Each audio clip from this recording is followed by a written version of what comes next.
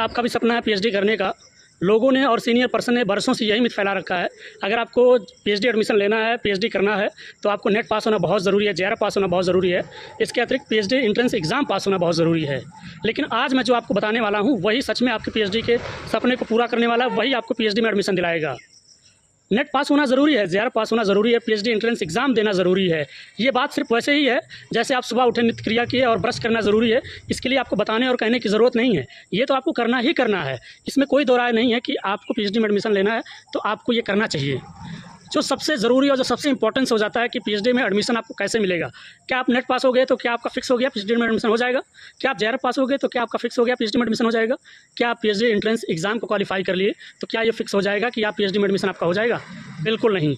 ये आपको सिर्फ एलिजिबल बनाते हैं, आपको पीएचडी में एंट्रेंस एग्ज़ाम में क्वालिफाई नहीं करवाते हैं, एडमिशन नहीं दिलवाते हैं।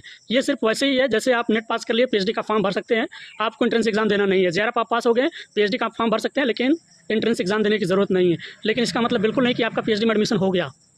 लोगों को मन में अक्सर यही सवाल बना रहता है नेट जेआरएफ की तैयारी करते हुए, अरे मेरा नेट हो गया तो पीएचडी में एडमिशन मिल ही जाएगा बड़े आराम से, मेरा तो जेआरएफ एमएसजे तो ऐसे ही ले लेंगे।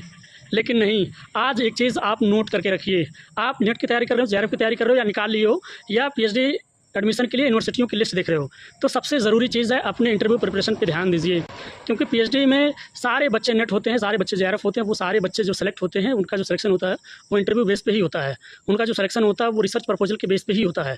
आप सभी लोग अपने रिसर्च प्रपोजल पे, अपने इंटरेस्ट ऑफ एरिया पे आज से ही काम करिए। फाइंड आउट करिए आपके सब्जेक्ट में वह कौन सा एरिया है, कौन सा वो जोन है जहाँ पे आपको बहुत ज़्यादा इंटरेस्ट आता है और उस चीज़ को पढ़ने में, समझने में और लोगों से उस सब्जेक्ट में बातचीत करने में बड़ी आसानी होती है।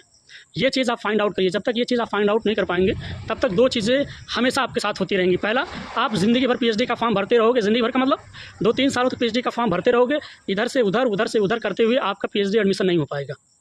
दूसरा क्या काम करते रहोगे, हमेशा अपने आप को दोष नहीं दोगे, हमेशा यही कहोगे कि अरे यार जानबूझ के नहीं लिए, जात की वजह से नहीं लिए, मेरा रिसर्च प्रपोजल इतना अच्छा था, मैंने इतना अच्छा बताया, मेरा इंटरव्यू इतना अच्छा गया, फिर भी पता नहीं क्यों नहीं लिए। याद रखिए, जो इंटरव्यू होगा पीएचडी का वो आपके इंटरेस्ट ऑफ एरिया का होगा, क्योंकि वो आपके माइंड सेटअप देखना चाहते हैं कि आप उनके यहाँ जब उनके अंडर में पीएचडी करना चाहते हो 3 साल के लिए, 5 साल के लिए, तो क्या आपका माइंड सेटअप उस लायक है कि नहीं। या नेट जेआरएफ का एग्जाम नहीं कि रेक्टिफिकेशन, रोज़ रिवीजन, टेस्ट लगाया और ऑब्जेक्टिव क्वेश्चन को जाके सॉल्व करके जेआरएफ निकाल लिया, नेट निकाल लिया। इसमें कोई दो राय नहीं है कि जिसने नेट निकाला है जेआरएफ निकालो, बच्चा मेहनती है। लेकिन मेहनती होना और रिसर्चर बनना दोनों दो डिफरेंट बातें हैं। इसलिए आज से सभी लोग अपने इंटरव्यू प्रिपरेशन पे और रिसर्च प्रपोजल पे काम करिए। डिस्क्रिप्शन बॉक्स में व्हाट्सएप नंबर होगा, टेलीग्राम नंबर होगा, टेलीग्राम चैनल होगा, व्हाट्सएप चैनल होगा, से ज्वाइन करिए, व्हाट्सएप पे संपर्क करिए कहीं कोई दिक्कत आती है इंटरव्यू को लेकर, रिसर्च प्रपोजल को लेकर और पीएचडी एडमिशन को लेकर। चलिए मिलते हैं एक नए वीडियो में, तब तक के लिए थैंक यू सो मच, जय हिंद, जय भारत। वीडियो को लाइक करना, चैनल को सब्सक्राइब करना भूलना नहीं है।